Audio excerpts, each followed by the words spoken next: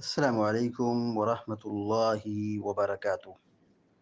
الحمد لله رب العالمين والعاقبة للمتقين، والصلاة والسلام على أشرف الأنبياء والمرسلين نبينا محمد وعلى آله وصحبه أجمعين ومن تبعهم بإحسان إلى يوم الدين. أما بعد، فقال الله عز وجل: أعوذ بالله من الشيطان الرجيم.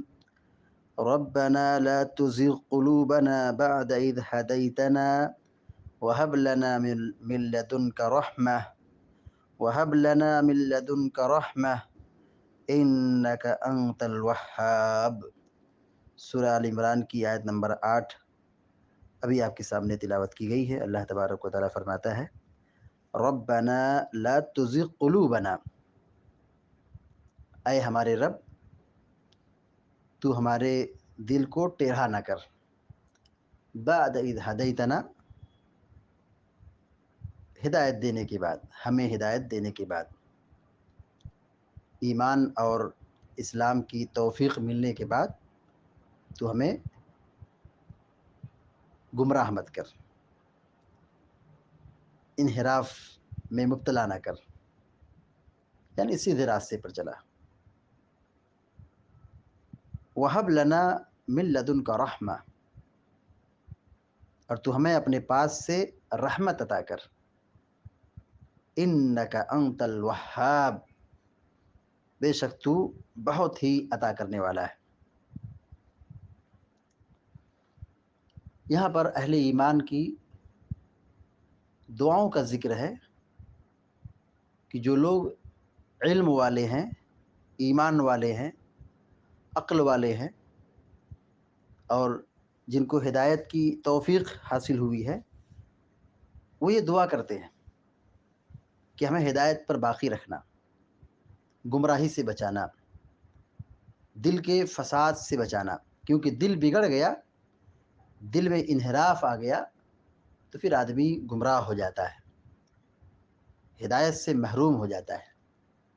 تو یہ دعا کثرت سے کرنا چاہیے: ربنا لا تزغ قلوبنا بعد اذ ہدیتنا، اے ہمارے رب تو ہمیں ہدایت دینے کے بعد ہمارے دلوں کو ٹیڑھا نہ کر، کہ ہمارے دلوں میں کجروی آ جائے، انحراف آ جائے، گمراہی پیدا ہو جائے، نافرمانی آ جائے۔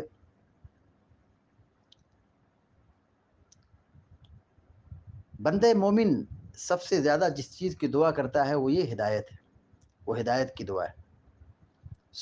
صبح کی دعاؤں میں سے اللہ کے نبی صلی اللہ علیہ وسلم اس دعا کو پڑھتے تھے: اللہم انی اسألک الہدی، اے اللہ میں تجھ سے ہدایت مانگتا ہوں۔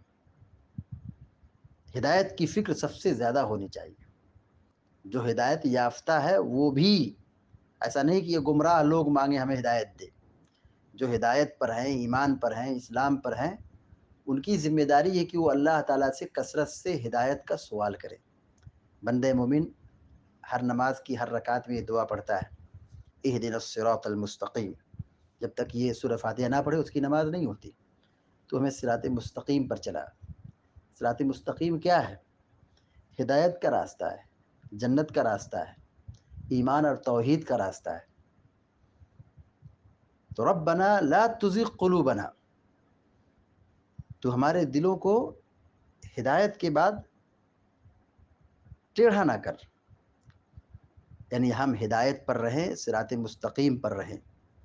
اللہ کے نبی صلی اللہ علیہ وسلم کثرت سے یہ دعا کرتے تھے: اللہم مصرف القلوب صرف قلوبنا علی طاعتک، یا مقلب القلوب ثبت قلبی علی دینک۔ اے دلوں کے پھیرنے والے، تو ہمارے دلوں کو اپنی اطاعت و بندگی پر پھیر دے۔ اے دلوں کے پھیرنے والے، میرے دل کو اپنے دین پر ثابت قدم رکھ۔ ثبات قدمی، استقامت بہت ضروری ہے۔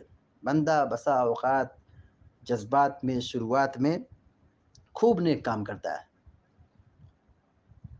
لیکن آخری وقت میں انحراف کا شکار ہو جاتا ہے۔ تو دل کی اصلاح کے لیے اور ہدایت کے لیے فکر مند ہونا چاہیے۔ اور دعا کرنا چاہیے. دعا یہ مشکل چیز کو آسان بنا دیتی ہے. مومن کا یہ ہتھیار ہے. بندہ اللہ سے مانگتا ہے تو اللہ تعالیٰ وہ چیز عطا کرتا ہے.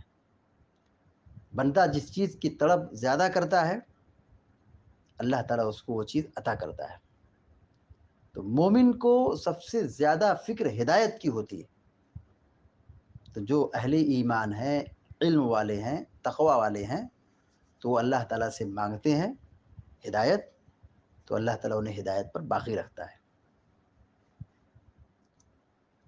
نبی کریم صلی اللہ علیہ وسلم فرماتے ہیں بنی آدم کا دل رحمان کی 2 انگلیوں کے درمیان ہے. اللہ تعالیٰ جیسے چاہتا ہے اس کو گھماتا ہے، پھیرتا ہے. ہم اللہ تعالیٰ سے ہدایت طلب کریں گے، اللہ تعالیٰ سے ہدایت کا سوال کریں گے تو اللہ تعالیٰ ہدایت دے گا.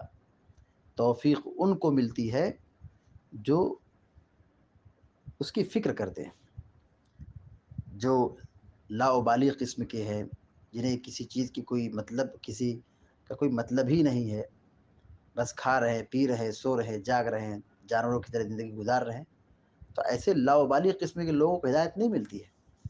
ہدایت کی توفیق ان کو ملتی ہے جو ہدایت کی سچی تڑپ رکھتے ہیں. اللہ تعالیٰ فرماتا ہے وَهَبْ لَنَا مِن لَدُنْكَ رَحْمَةً. علم والے یہ دعا کرتے ہیں وَهَبْ لَنَا مِن لَدُنْكَ رَحْمَةً. اے ہمارے رب تو ہمیں اپنے پاس سے رحمت عطا کر. رحمت کیا ہے؟ اہل علم نے اس کی مختلف تفسیر کی ہے. تفسیر جلالین میں ہے رحمہ تثبیتاً ثبات قدمی، اپنے پاس سے ثبات قدمی ہمیں عطا کر. شیخ سعدی رحمہ اللہ لکھتے ہیں وَهَبْ لَنَا مِن لَدُنْكَ رحمہ کی تفسیر میں اے عظیمتاً توفقنا بها للخیرات وتعصمنا بها من المنکرات، کہ ہمیں تو رحمت دے، یعنی وہ عظیم چیز جسے ہم خیر کا، نیکی کا کام کریں، جسے ہمیں نیکی کی توفیق ملے اور ہمیں برائی سے بچنے کا سامان ہو، ہم گناہوں سے بچ سکیں. رحمت کی تفسیر میں شیخ سعدی رحمہ اللہ نے یہ لکھا ہے کہ نیکی کی توفیق ملے اور برائی سے بچنے کی توفیق ملے، گناہوں سے ہم بچ سکیں، یہ رحمت ہے. امام بغوی رحمۃ اللہ علیہ رحمت کی تفسیر میں لکھتے ہیں توفیقاً وتثبیتا للذی نحن علیہ من الایمان والہدی، کہ تو ہمیں توفیق دے، ثبات قدمی دے. کس چیز کی توفیق؟ جس پر آج ہم ایمان اور ہدایت پر ہیں، تو وہ ایمان اور ہدایت ہمیں برابر باقی رہے ہمارے سینوں میں. امام ضحاک رحمہ اللہ نے رحمت کی تفسیر میں لکھا ہے مغفرت، کہ ہمیں اپنے پاس سے رحمت دے، یعنی ہمارے گناہوں کو بخش دے، ہماری مغفرت کر دے. انک انت الوہاب، بے شک تو خوب عطا کرنے والا ہے، خوب دینے والا ہے، خوب نوازنے والا ہے. دعا کی قبولیت کے اسباب میں سے ایک سبب یہ ہے کہ بندہ دعا میں اللہ تعالیٰ کی خوب تعریف بیان کرے، اللہ تعالیٰ کی خوب تعریف بیان کرے. یہ تعریف کون بیان کرے گا؟ جو اللہ تعالیٰ سے خوش ہوگا، اللہ تعالیٰ کے فیصلے سے راضی ہوگا. جو بدگمانی کا شکار ہو، سوء ظن کا شکار ہو، وہ دعا کرے گا تو نہیں قبول ہوگی تو ناراض ہو جائے گا، اور غصہ ہو جائے گا، اور ناراض ہو جائے گا. دعا کی قبولیت میں رنگ دکھلانے والی چیز اگر کوئی ہے یہی ہے کہ آدمی یقین کامل کے ساتھ دعا کرے اور اللہ تعالیٰ کی دعا میں اللہ تعالیٰ کی خوب تعریف بیان کرے. انک انت الوہاب، بے شک تو خوب نوازنے والا ہے، خوب دینے والا ہے، خوب عطا کرنے والا ہے. بندہ اللہ تعالیٰ کی خوب تعریف بیان کرے، اس سے دعا کی قبولیت میں اثر ہوتا ہے. لہذا ہم سب کی ذمہ داری بنتی ہے کہ ہم اللہ تعالیٰ سے دعا کریں. دعا یہ مرد مومن کا ہتھیار ہے. اور بندہ جب خلوص دل کے ساتھ یقین کامل کے ساتھ دعا کرتا ہے تو اللہ تعالیٰ بندے کی دعا کو قبول کرتا ہے. اور دعا کے لیے کسی وسیلے کی ضرورت نہیں. اللہ تعالیٰ بندے کی دعا ڈائریکٹ سنتا ہے. بزرگوں کی وسیلے کی یا مردوں کی وسیلے کی یا کسی ولی کی وسیلے کی کوئی بھی ضرورت نہیں. یہ سب شرک کے چور دروازے ہیں. اللہ تعالیٰ سنتا ہے. اللہ تعالیٰ بہت دینے والا ہے. اس کا مطلب کچھ سنتا ہے تب دیتا ہے. تو بہت دینے والا ہے, بہت نوازنے والا ہے. بندہ جو مانگتا ہے اللہ تعالیٰ وہ سنتا ہے اور قبول کرتا ہے, اور بندے کو وہ چیز نوازتا ہے.